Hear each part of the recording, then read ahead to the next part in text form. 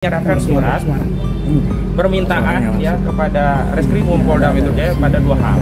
Yang pertama, pemeriksaan terhadap Saudara Joko Widodo selaku pelapor dalam dugaan tindak pidana pencemaran dan fitnah. Yang kedua sekaligus permintaan agar ijazah yang katanya asli ya, kita nggak tahu hasil atau tidak, ijazah yang katanya asli milik Saudara Joko Widodo itu disita karena dalam tahapan prosedur untuk membuktikan fitnah dan pencemaran itu ijazah itu harus dites laboratorium forensik lagi berdasarkan LP yang dilakukan oleh Saudara Joko Widodo di 30 April 2025 yang lalu. Tidak boleh meminjam hasil dari Bareskrim Mabes Polri, dan penyidik Polda Metro Jaya juga tidak punya kewenangan menyita hasil dari Bareskrim Mabes Polri karena itu adalah proses yang berbeda, terpisah, berbeda, subjeknya berbeda, pelaku penyelidiknya berbeda sehingga tidak bisa disatukan. Dan paling penting adalah ada kekhawatiran kami kalau tidak disita. Ini kan sudah banyak ya kasus-kasus belum sampai selesai itu kebakaran ya. Di Kejaksaan Agung lagi memeriksa perkara tertentu kebakaran. Di Pasar Pramuka ada modus operandi pemalsuan di sana juga kebakaran. Nah, khawatir juga ini ya, belum sampai ke persidangan tiba-tiba rumah dari pelapor di Solo kebakaran dan dokumen itu kan hilang. Kan berbahaya itu. Maka sebaiknya harus disita terlebih dahulu oleh penyidik di Polda Metro Jaya. Dan yang paling penting, karena urutannya adalah dalam penyidikan itu saksi korban terlebih dahulu yang harus diperiksa, jadi harus ya Saudara Joko Widodo yang terlebih dahulu diperiksa, jangan sampai nanti tiba-tiba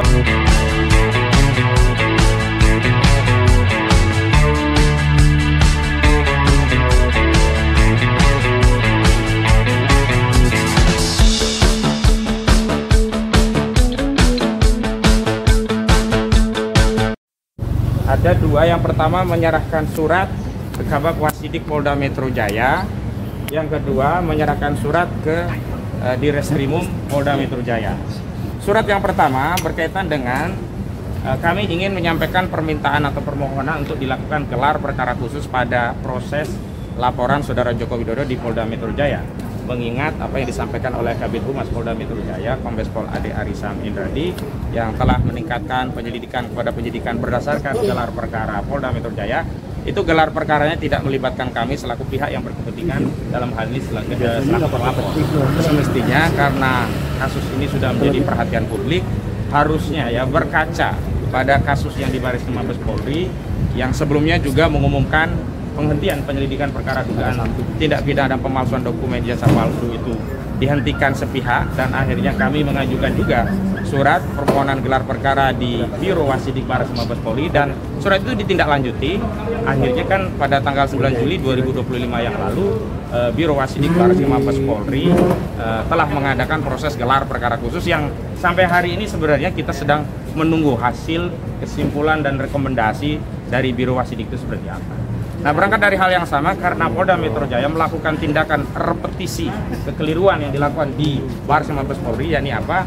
Melakukan gelar perkara secara sepihak, padahal perkara ini perkara yang berkaitan dengan kepentingan publik. Juga perkara ini ada pihak-pihak yang menjadi terlapor, yakni klien kami, dan klien kami tidak dilibatkan dalam proses gelar perkara khusus di Polda gelar perkara ya di Polda Metro Jaya. Namun Polda Metro Jaya secara sepihak kemudian meningkatkan status penyelidikan menjadi penyidikan, bahkan pasal-pasalnya luar biasa. Bukan hanya 310 KUHP tentang pencemaran, bukan hanya 311 tentang fitnah, bukan hanya 27A menyerang kehormatan melalui IT, tetapi juga ada pasal 160 tentang penghasutan, ada juga pasal 28 ayat 2 dan 28 ayat 3 ya. Pemberitahuan bohong, juga ada penyebaran sara. Nah, juga yang paling penting ada pasal 35 dan 32 Undang-Undang ITE yang ancaman pidananya 15 tahun dan 12 tahun dan 8 tahun penjara. Jadi ini adalah satu tindakan yang normal karena kami juga mengambil dasar hukum yang sama sebagaimana kami sebelumnya pernah mengajukan permohonan gelar perkara khusus berdasarkan ketentuan pasal 31 dan 33 Perkapolri nomor 6 tahun 2019. Hari ini pun kami akan menyerahkan surat permohonan gelar perkara khusus kepada Kabak Wasidik Polda Metro Jaya dengan dasar sama pasal 31 junto pasal 33 Perkapolri nomor 6 tahun 2019. Penting ini kami sampaikan karena harus ada tindakan berimbang yang sama, equal, agar ada jaminan keadilan dan kepastian hukum.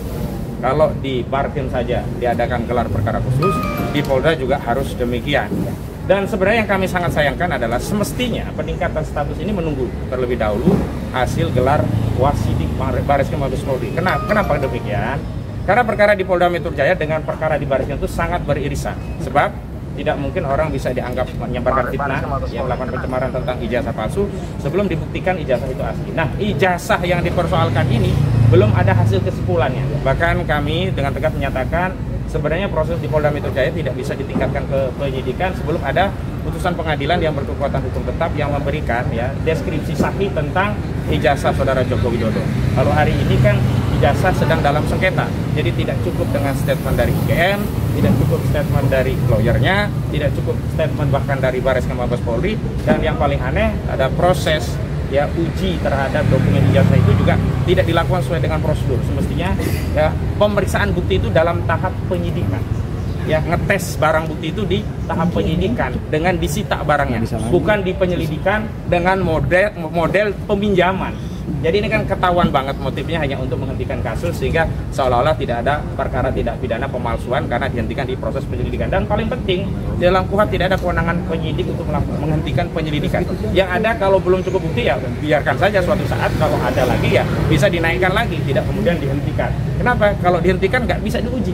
Beda dengan penyidikan, kalau dihentikan ada SP3, yang SP3 itu bisa diuji dengan lembaga pra-peradilan. Yang kedua, nanti juga ada penjelasan lebih lanjut dari Bang Petrus ya. Yang kedua adalah kami menyerahkan surat permintaan ya kepada Reskrimum Polda Metro Jaya pada dua hal. Yang pertama, pemeriksaan terhadap saudara Joko Widodo selaku pelapor dalam dugaan tindak pidana pencemaran dan fitnah. Yang kedua sekaligus permintaan agar ijazah yang katanya asli ya, kita nggak tahu asli atau tidak, ijazah yang katanya asli milik saudara Joko Widodo itu disita karena dalam tahapan prosedur untuk membuktikan fitnah dan pencemaran itu ijazah itu harus dites laboratorium forensik lagi berdasarkan LP yang dilakukan oleh saudara Joko Widodo di 30 April 2025 yang lalu. Tidak boleh meminjam hasil dari Bareskrim Mabes Polri, dan penyidik Polda Metro Jaya juga tidak punya kewenangan menyita hasil dari Bareskrim Mabes Polri karena itu adalah proses yang berbeda, terpisah, berbeda, subjeknya berbeda, pelaku penyelidiknya berbeda sehingga tidak bisa disatukan. Dan paling penting adalah ada kekhawatiran kami kalau tidak disita. Ini kan sudah banyak ya kasus-kasus belum sampai selesai itu kebakaran ya. Di Kejaksaan Agung lagi memeriksa perkara tertentu kebakaran. Di Pasar Pramuka ada modus operandi pemalsuan di sana juga kebakaran. Nah, khawatir juga ini ya, belum sampai ke persidangan tiba-tiba rumah dari pelapor di Solo kebakaran dan dokumen itu kan hilang. Kan berbahaya itu. Maka sebaiknya harus disita terlebih dahulu oleh penyidik di Polda Metro Jaya. Yang paling penting karena urutannya adalah dalam penyidikan itu saksi korban terlebih dahulu yang harus diperiksa, jadi harus ya saudara Joko Widodo yang terlebih dahulu diperiksa. Jangan sampai nanti tiba-tiba mereksain, manggil-manggilin klien kami sementara saudara Joko Widodo belum diperiksa. Dan yang paling penting ternyata sudah ada panggilan terhadap saudara Joko Widodo, dan saya ketahui pagi tadi dalam sebuah dialog TV nasional di Apartemen Indonesia Pagi, tidak saya sebutkan nama medianya kalau nggak salah TV One begitu ya. Sudah saya sebutkan ya. Itu sebutkan sebenarnya sudah ada panggilan kepada saudara Joko Widodo untuk hadir. Waktunya kapan saya tidak tahu, tetapi saudara Joko Widodo mengaku sakit dan minta untuk di-reschedule. Tapi anehnya untuk panggilan polisi dia mengaku sakit tidak bisa hadir ke Polda Metro Jaya, tapi dia hadir dalam agenda politik di Kongres Partai Solidaritas Indonesia. Nah, sebenarnya selama ini yang bermain politik itu siapa?